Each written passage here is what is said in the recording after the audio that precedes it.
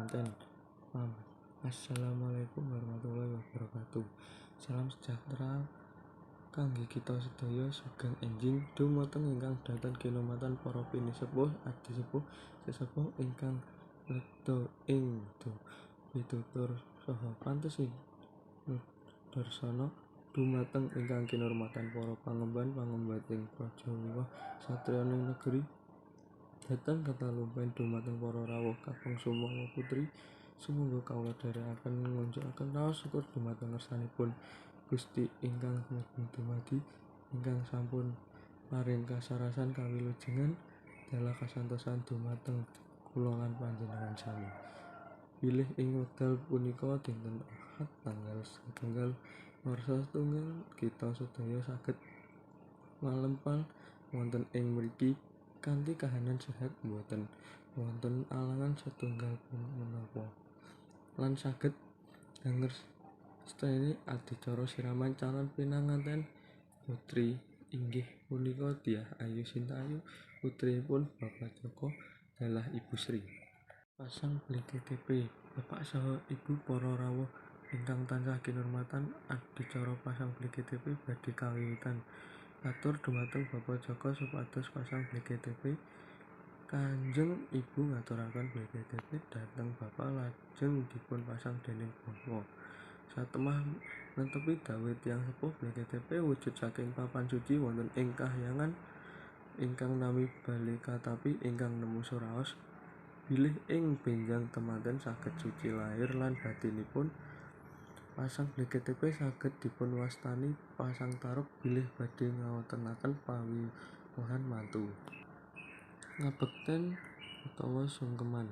Katur dumateng Bapak dalah Ibu kinasih lenggah ing dampar ingkang sampun katata kanthi laksana.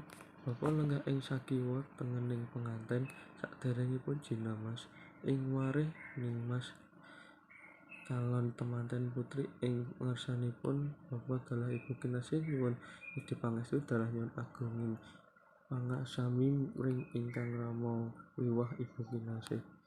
Awit calon temanten badhe lumebat ing bebrayan enggal, tatkala sinembah pepadane kadya sinenggal mayang batine.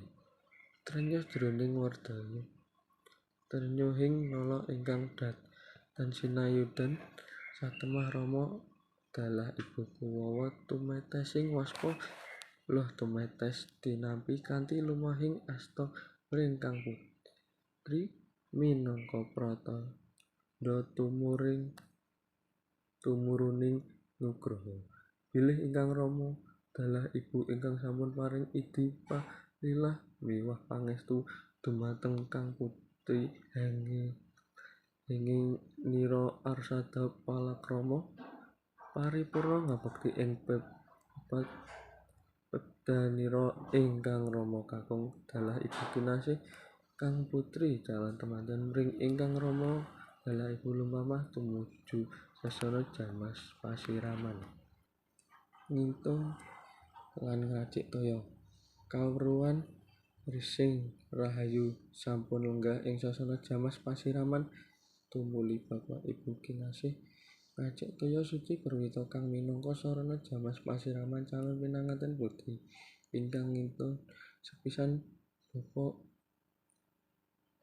Joko paring toya dumateng Ibu Sri manunggal kaliyan Sekar Sri Taman nyawiji kalih toya. Sri ateges ratu, taman manggih gumelaring puspa. Ingkang kaping kalih Bapak Joko Sri Taman ateges ratuning Sekar, wujude mawar melati kanthil miwah kenanga. Ingkang kaping 3 Bapak Joko siraman pralempita apa kang binawar saking kedaling leti para werda sageda tansah kumantil-kantil ing wardaya. Kumenang kenang ing tunging nala.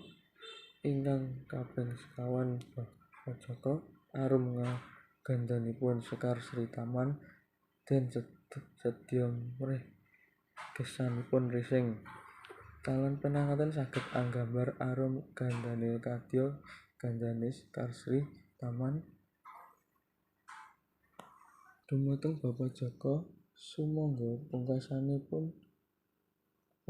dumateng Ibu Sri kula sumanggaaken.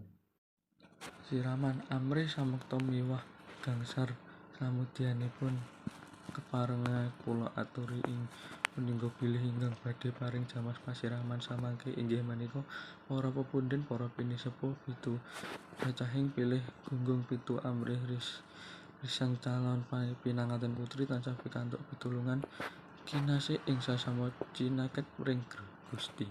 Kaping setunggalipun ingkang kawiwitan paring jamas pasiraman nung inggih Bapak Jaka kanthi tebak ing pangati ati sarwa sarwi binarung donga suci lumebar ring toya waradung saradoning sarira risangayu ancles kadya siniram tirta sawindu mahanani ayem tentrem sajroning kala.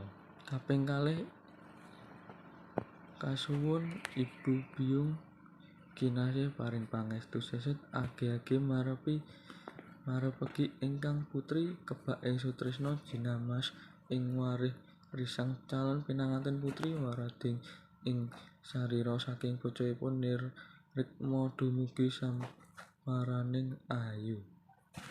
Keparenga kula aturi bilih ingkang badhe paring jamas pasiraman salajengipun inggih menika para pepundhen para pinisepuh pitu cacahing.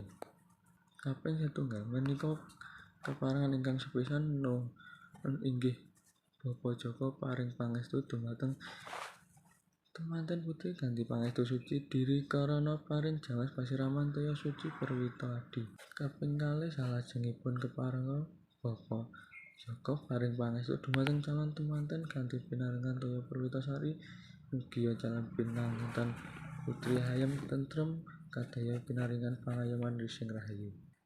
Kaping 3 ingkang nun inggih Bapak Jaka paring pangestu dumateng calon temanten kanthi pangestu suci diri karana paring jamas pasiraman toya suci perwita adi.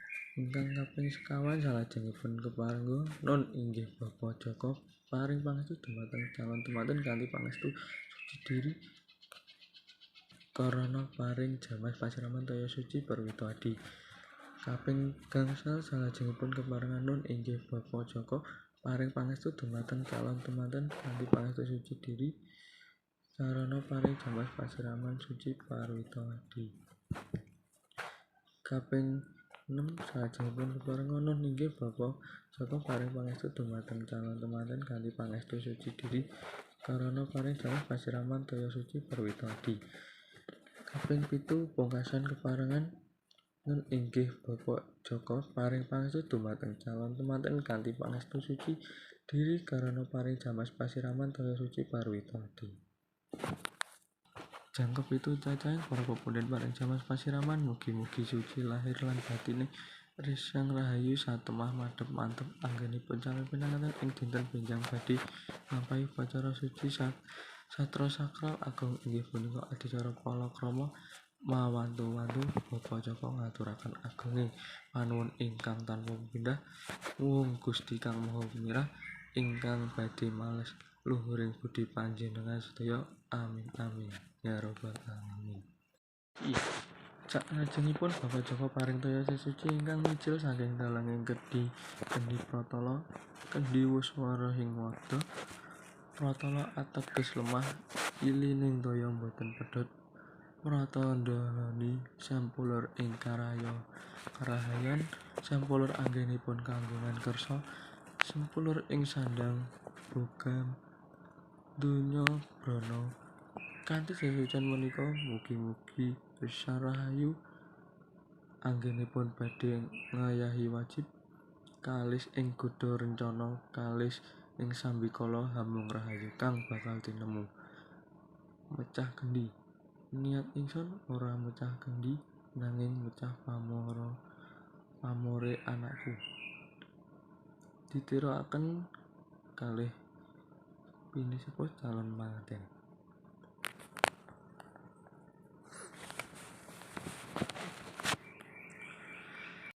Pangkas Rikma. Titi Laksana salajengipun nun inggih Bapak Joko Arsa Mangkas Rikmane ingkang putri Pangkasang Rikma winodoh ing mok tinampi déning ingkang ibu mugi Risa Rahayu angemban nyembadani kekudanganipun ingkang Rama miwah ibu kadi dene Sasmita Pangkas Rikma nun inggih wiwit samenika Sang Rahayu samekta bahwa priyangga kalamun sampun kulawarga mangun gesang tembayatan kaliyan ingkang garwa. Tanem Rikma kawuryan Bapak dalah Ibu kinasih sampun mijil saking Wisma Arsa tumuju wonten ing pundi dununging papan ingkang kangge hanem Rikma pundi dununging papan minangka hanem Rikma wonten ing pelataran wiwaraning gapura ingkang sisih kiwa. Pepisahan makaten sawanci-wanci saged nuwuhaken raos kapang ingkang wardaya nalika raos kapang dhateng bisa sinayudan ingkang bapa miwah ibu cekap mriksani papan ingkang kangge nanem rikmane calon penganten satemah raos kapang saged ical musna anane mung rasa suka lan bombong mring uripe putrine. Mondhongan Rama kakung tumindak bapa pungkasan ingkang paring Sasmita hambuk bilih ing dinten punika Rama kakung saged mbopong putrinipun ingkang pungkasan. Sadi dawet kawuryan Bapak saha Ibu sampun miyos saking manti. Ibu Sri ngindhit wakul minangka wadhahing arta asiling sadi dawet dene ingkang garwa nenggih Bapak Joko ngasta song utawi payung. Kang wus sawega paring pepayung mring kang garwa ateges dadi wong tinitah kakung kedah bisa paring pangayuman mring ingkang garwa amrih ingkang tinitah wadon ayem tentrem kalis saking Mas Sumelang. Rame anggenaning antri samya mundhut dawet dadya pratandha kalamun ing dinten minjing rawuhing para tamu antri litir kadya kang samya mundhut dawet. Sarwa-sarwi mirah ngenira Ibu Sri sadi dawete ayu manis ing rasa mila samya suka pariseka ingkang samya antri badhe mundhut dawet boten wonten ingkang kuciwa ing rasa senama suka ing nala. Kajawi punika sedayan dawet ugi dados pratandha bilih Ibu Sri suket dene mring sesami satemene sapa wonge murah mring sasama bakal pinaringan murah mring Gusti Kang Maha Kuwasa. Manten mlebu wonten panti busana nenggih panti prisang calon pinanganten putra putri ingkang nembe sinumbaga mring juru sumbaga. Dedonga salajengipun inggih dedonga. Salajengipun potong tumpeng utawi pencok tumpeng. Paripurna Bapak dalah Ibu tak rikma ingkang putri daya tumuju wonten pundi dununging Bapak mangkas tumpeng nalika samawa Bapak dalah Ibu sampun sumandhing ing tumpeng. Sarwa-sarwi kebak ing ngati-ngati Bapak Joko mangkas tumpeng tumuli kaparingaken dhumateng garwa nenggih Ibu Sri sampun katampi pucuking tumpeng. Dulang pungkasaning tumpeng minangka saran dulang pungkasan pratandhani kalamun Bapak saha Ibu paring wasiat dhumateng ingkang putra putri supados tansah bekti mring Pangeran dhateng supen mring jatining panembah tansah muti dawuhipun Gusti sarta nyingkiri ing pepacuhipun. Panutup mangkaten napa ingkang saged kula aturaken wonten adicara siraman menika boten kasupen kula ing ngriki minangka sesulihipun ingkang hamengkugati ngambali atur sugeng rawuh sinatran atur ing panuwun ingkang tanpa pepindhah ing panjenengan para tamu sampun minangketi pamundhutipun Bapak Joko dalah Ibu Sri.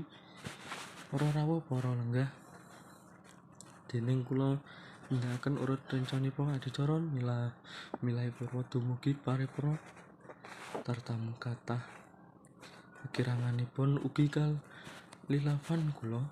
Mila menika kula namung nyandhong lumut turing sih samudra pangaksama dumateng ingkang hamangkugati uga panjenengan sedaya